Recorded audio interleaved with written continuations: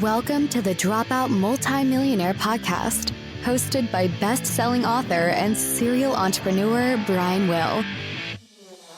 Here we go.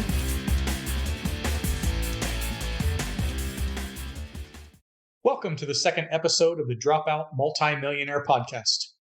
This podcast is based on my second book of the same name that was a Wall Street Journal bestseller.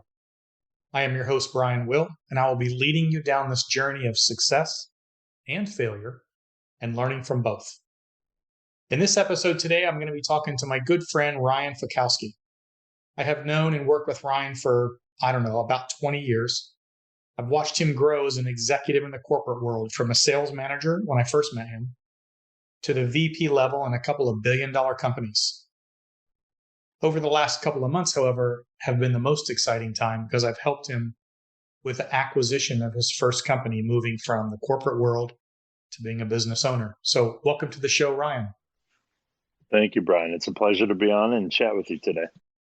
And I like the fact that you're episode number 2, because if you think about the podcast, it's about people who want to start a business, people who have just started a business, they're trying to figure it out.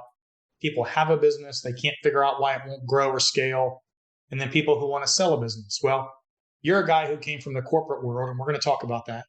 And you're a guy who's literally just acquired a company in the last 14 days. And now you're trying to switch mentally from being an employee at a billion-dollar company to, holy shit, I'm now running a company and I got to figure out what the hell I'm doing. Does that make sense? You have it dialed in and you hit the target, that's for sure. All right, so let's give some quick background to the audience of tell me a little bit about who you are and tell me a little bit about how we first met. Yeah, so, grew up in Wisconsin, I would say from a fairly blue collar family. My background, first person to college, in my family, I say blue collar, Wisconsin's a manufacturing town. So, this guy jumping into college was kind of the first in my line of family there. But for the better part of 20 years, I've been a corporate guy, as you kind of alluded to. I've been very fortunate to work for 3, very sizable public companies, 2 of those being in, kind of the top 100, from the size and scale perspective. And now, decided to exit corporate world and acquire an organization, and now it's sitting on my shoulders. But I've been really fortunate to go through my corporate career, learn a lot, build a lot, and now put it on my own shoulders. So you've made some money in the past. You've done really well in the corporate world. Is that a fair statement? Yeah, kind of went from the ground up and grew to an executive. And I would say I've taken on almost every role in the corporate side of the house, and have been done pretty well, I would say. Just as a quick background, remind me about how we met. Yeah, so, a good portion of my career has been in the insurance space. And years ago, 15 plus years ago, I was working for a sizable insurance company. And, at that point in time, I was about a year and a half in. I was running the retention and renewal division for that insurance carrier, and essentially applied for a new growth role within the organization. There was a sales division within that company, the direct-to-consumer division, both digital and the sales center, that was struggling, I guess widely struggling. And the organization brought you in as a consultant to, I guess, evaluate the opportunity. And I was your first hire to come lead the turnaround. It's interesting. I'll give you a little background on this one. So I had just sold 2 companies at the time, one in 2006 and one in 2008. One was in an online insurance agency and one was an internet marketing company. And it's funny in the business world, if you sell companies, you're considered to be an industry expert. In my case, I had sold 2, which made me the industry expert in direct to consumer, which is funny because, 5 years earlier, I was mowing these people's grass at their $1 million homes. And now I'm sitting in boardrooms consulting for these people on, how to make their companies better. But so I had sold a couple of companies and got a call from this insurance carrier, and they said, "Hey, we understand you've sold a couple of companies, direct to consumer, you've done well. We have a division, direct to consumer division up in Minneapolis that's losing money. It's about a $50 million company in revenue, and we're losing about Well, Ryan says 14 million a year. I thought it was 12, but that basically means they were doing 50 million in sales and it cost them $64 million to do it.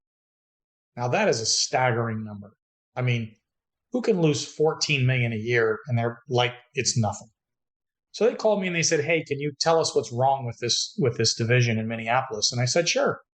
And the funny story is I had, I've been busting my butt for 20 years building businesses and didn't make any real money until we sold them. And now all of a sudden these people are calling me. And so this lady called me and she said, hey, can you come up and do about a 4-day consulting project for us in Minneapolis and tell us what's wrong?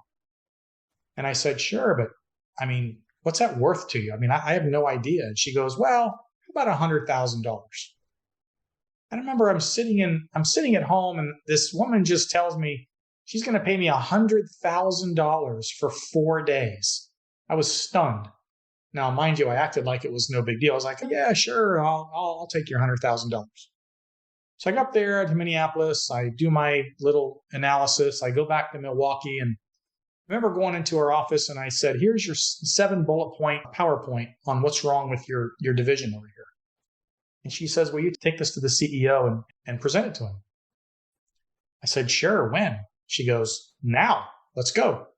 So she walks me over to the CEO's office and we walk in and she says, hey, Don, I want you to listen to this guy. He's got some things to tell you. And I got my fancy PowerPoint presentation and I whip it out and I get to bullet point number 3 and he stops me. And mind you, we talk about this in my book a lot. Entrepreneurs, CEOs, they don't really get down in the details as much. They're very 30,000 feet. They think in bullet points. They just want to know the overall picture. And Don was very much like that. And he said, I get to bullet point number 3 and he said, stop. He goes, can you fix it? I remember going, well, yeah. And he says, all right, Laura, I need you to just pay him whatever he needs and tell him to fix it. And we walked out of the office and I was like, wow, that was quick.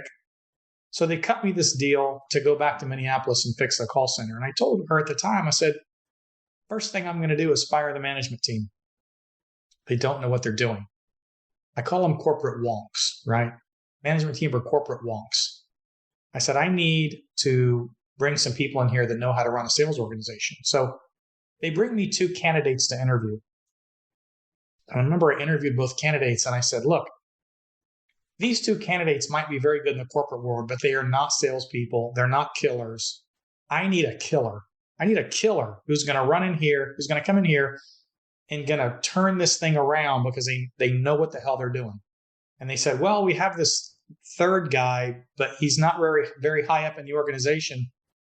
You can interview him. And Ryan walks in the door. And I interviewed Ryan and he left and I went back to the management team there and I said, look, this guy's a killer.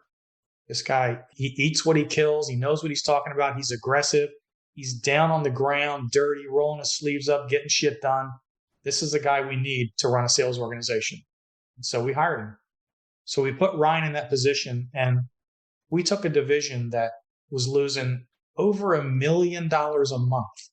And a year later, as Ryan says, it was the most profitable sales channel in this multi-billion-dollar company. Is that an accurate statement, Ryan?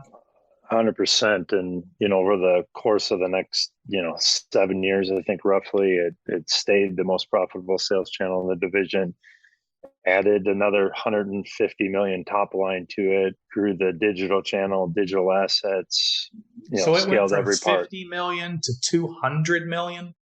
That's a staggering growth. And a testament, by the way, to Ryan and what he did at the organization. So that's how I met Ryan. And by the way, I want to point this out because it's really important.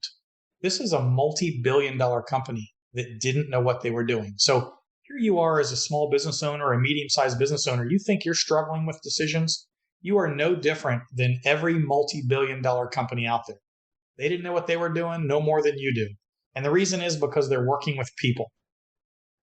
You have this aura of big company must be super smart. Big companies are run by people. Small companies are run by people. They're the same people. And if they aren't making good decisions at one level, they're not making good decisions at another. So don't think these companies have anything more than you do. They just have more money and they can afford to lose it. So Anyway, let me ask you this, Ryan. So thinking back to when I first brought you into that position, do you remember some of the challenges we had back then? Like, give me the top one or two challenges you think that company had. Mind you, again, $1 billion company. What are the top couple of challenges they had? Yeah, no, and it's funny because it was such a pivotal moment in my career that even though it was quite some time ago, I think I still even recall a lot of those situations pretty vividly. So, yeah, I would say there's two that completely stand out. One is, it was an operation that it was bleeding money, right? And one of the biggest things that we addressed that you kind of beat into us, Brian, was know your numbers. Very simple, right? So it was an organization that had a significant budget, and this can be applied big or small, but it had a marketing budget, and understanding the cost per acquisition and understanding that in every vertical from a marketing perspective was uber critical to the success and the turnaround of the division. So, one of the first things, that you apply that we focused on was knowing our numbers, looking at the inputs and the outputs at every single level of the organization. And, that certainly was a big item for us. The second item that, I would call out would be putting kind of boots on the ground and, ultimately questioning every part of the operation to, see the customer experience and see the sales experience all the way through and look at any roadblocks that hindered performance. So those were two that I would say, stood out to me. It's amazing, and I've consulted for anywhere from small companies to $1 billion companies. And the very, very first thing is know your numbers. And I'll give you a funny example. I had a guy call me a couple of months ago and he said, listen, I have been to your restaurant. I own a restaurant chain now, by the way, one of the other things I do. And he said, I've been to a couple of your restaurants and I have a restaurant that I want to expand. And I would like to know if you would sit down with me for 10 or 15 minutes and talk to me about business. I'm looking to expand. I think I have the next Chipotle. I'm looking for investors. Would you sit down and talk to me about business? And I said, absolutely, I would, because I'm a big believer in giving back. I said, but before we sit down, I want you to read my book. My book, The Dropout Multi-Millionaire, 37 business lessons in how to succeed with no money, no education, and no clue. I said, you read my book, and then I'll meet with you. He said, deal. He reads my book. He calls me a few days later, and he says, okay, can we meet on Saturday? And I said, sure. So I go out to meet him. I remember I sat down with him and I said, hey, how are you? And he said, you know what?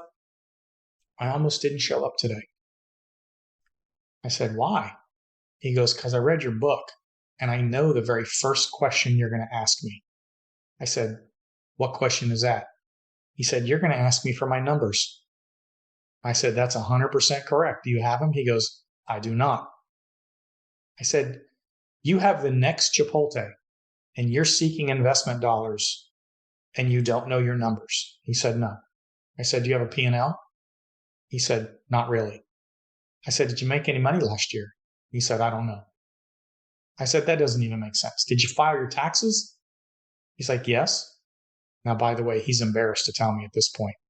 I said, you file your taxes? He said, yes. I said, well, did you pay any taxes or did you not pay taxes? He goes, I didn't pay taxes. I said, so you lost money? He goes, well, yes.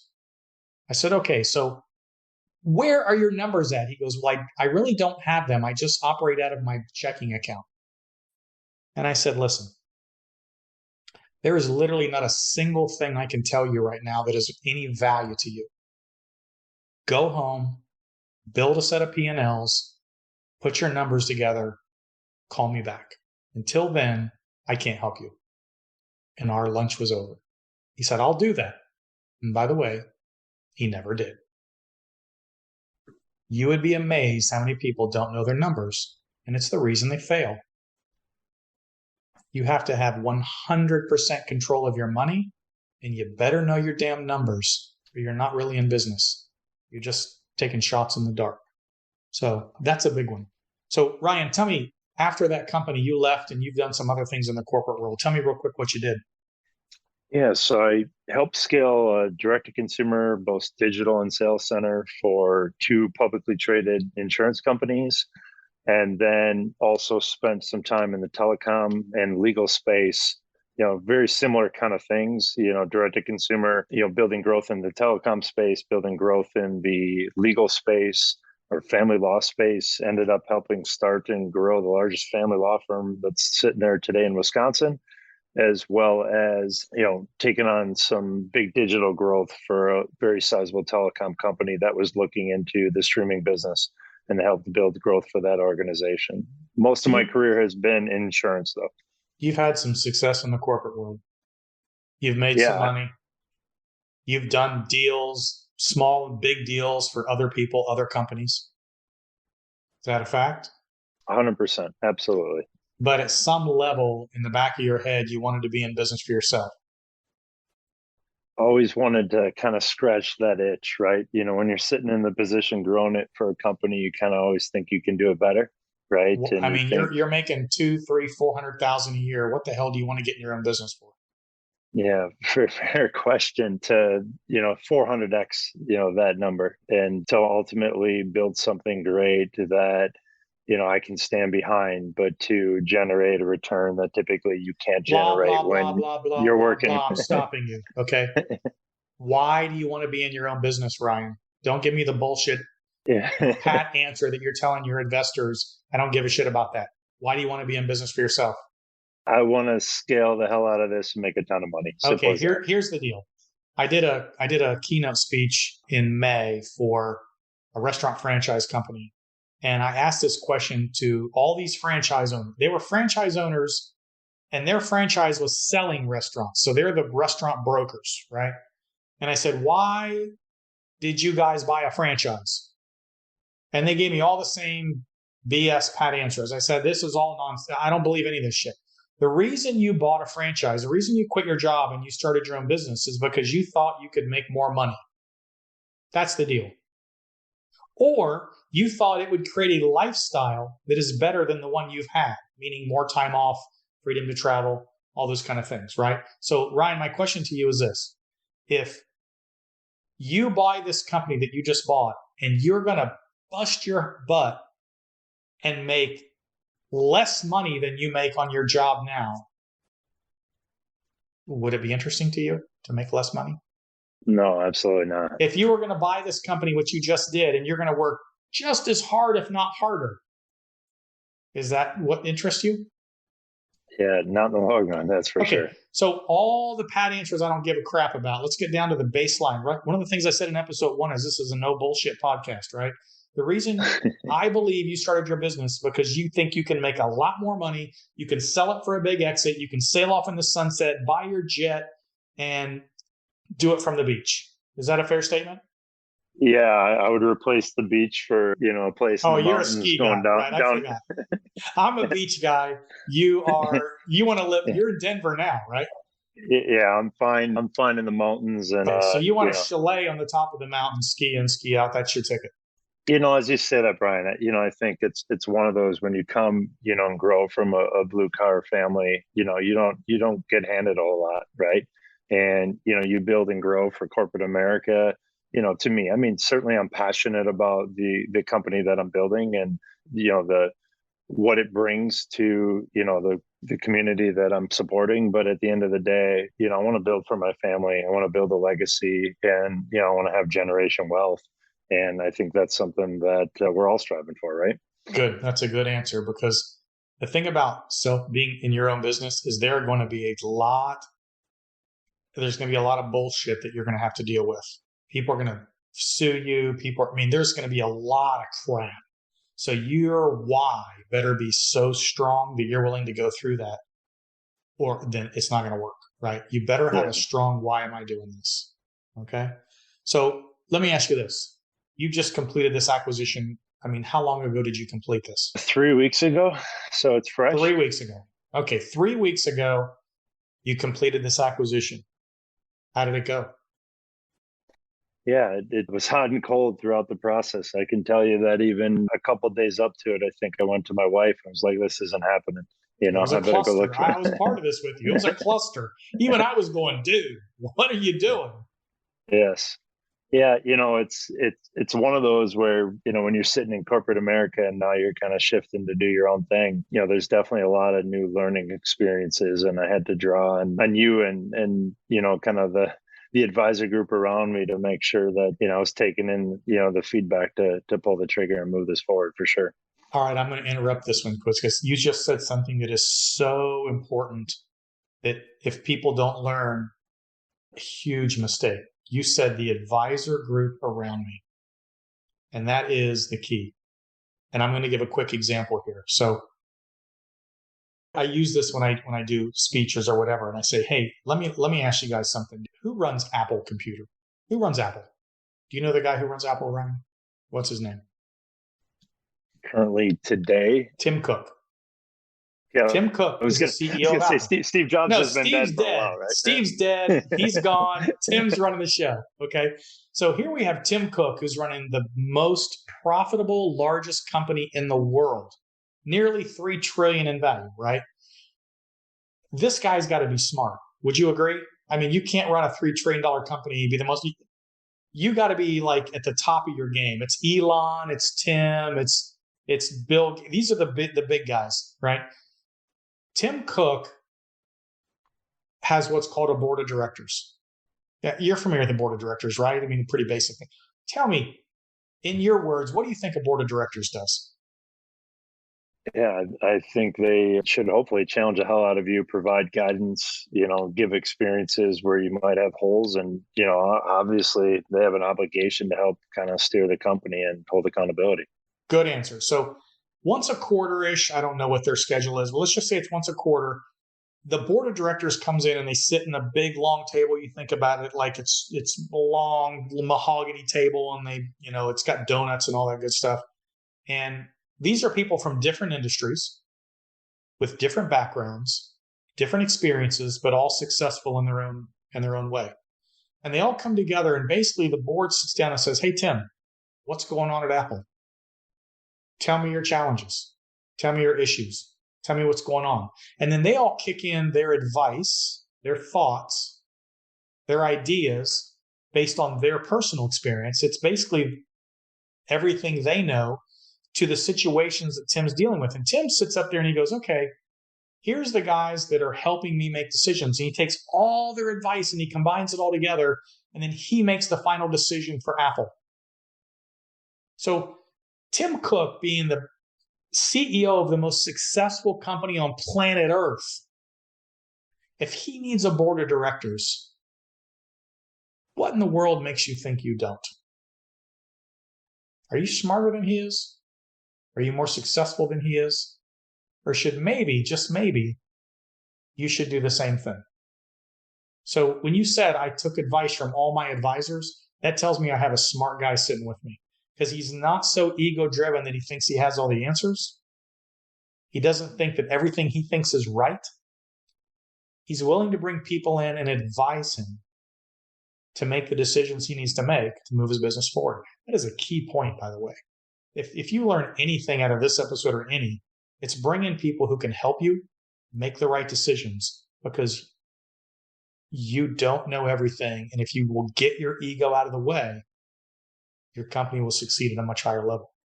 So, I would add too, Brian, one of the most rewarding things, kind of sitting in the seat that I have right now is, spent probably 20 years, of my career surrounding myself with, a good network that I think has given me free advice. And, when you're in a position where, you're now in control and an authority, owning a company, you can kind of surround yourself with an advisory board that, hopefully over time you can get back to. And, I think the biggest thing that I've seen, is, even I'll use yourself as an example. 15 years of free advice? You're right. That bill probably 15 years of free advice. That bill probably adds up. But I've been really fortunate to have some genuine friends, that started as business colleagues and, and have gone through the experiences. And, yeah, I would agree with you. It's a huge asset to ensure success. Not to say you can't do it on your own, but why? When you can learn from other experiences. If Tim Cook needs advice, you need advice, period. Absolutely. When you start thinking that you don't need advice, your downward spiral is about to begin. Let me ask you 100%. this. Let me ask you this. You've started your new business 3 weeks in. Surely there is something you have thought, well, crap, this is completely different than the way I used to think.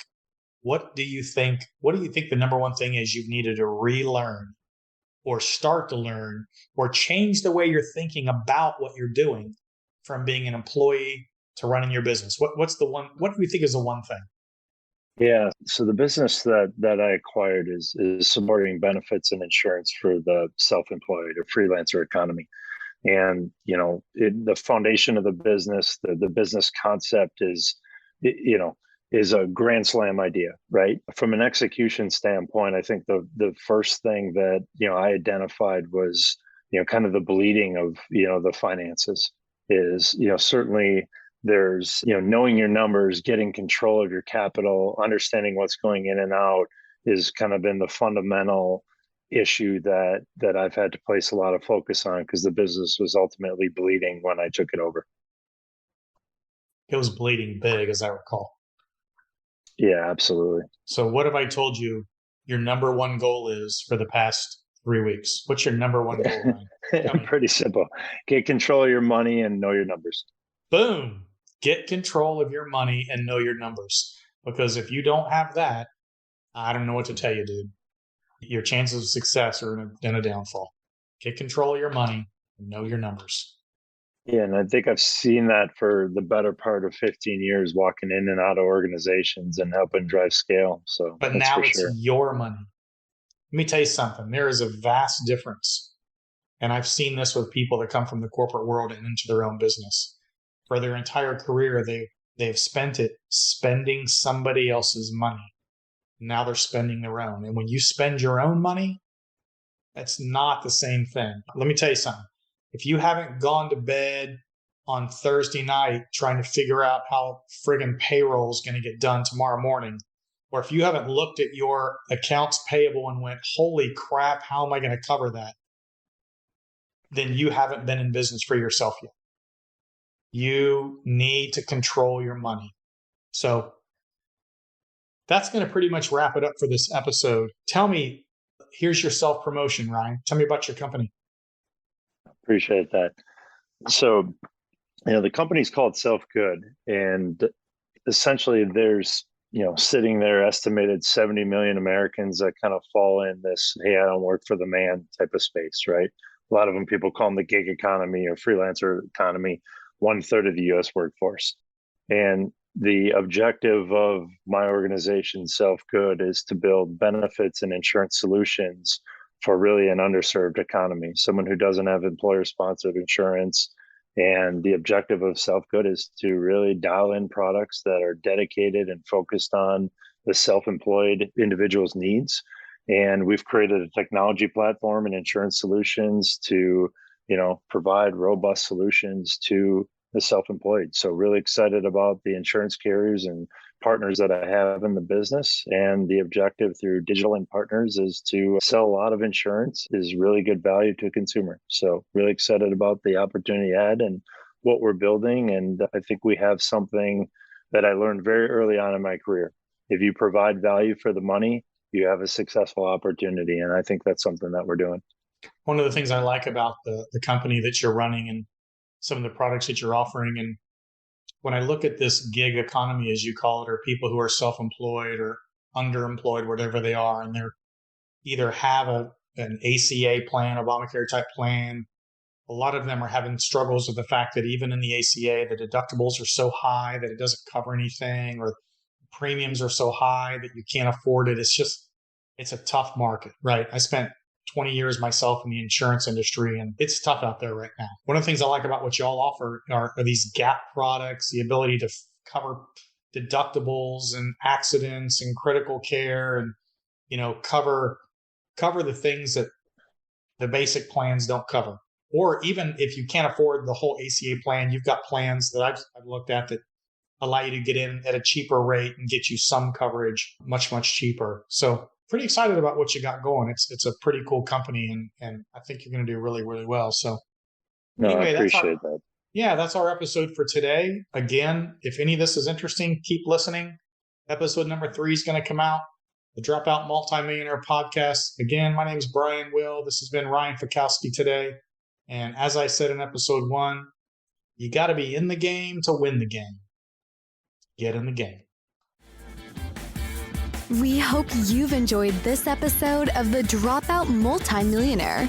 To learn more about how we can help you with your business, or if you'd like to be a guest on the show, visit www.brianwillmedia.com or the Dropout MM on Instagram.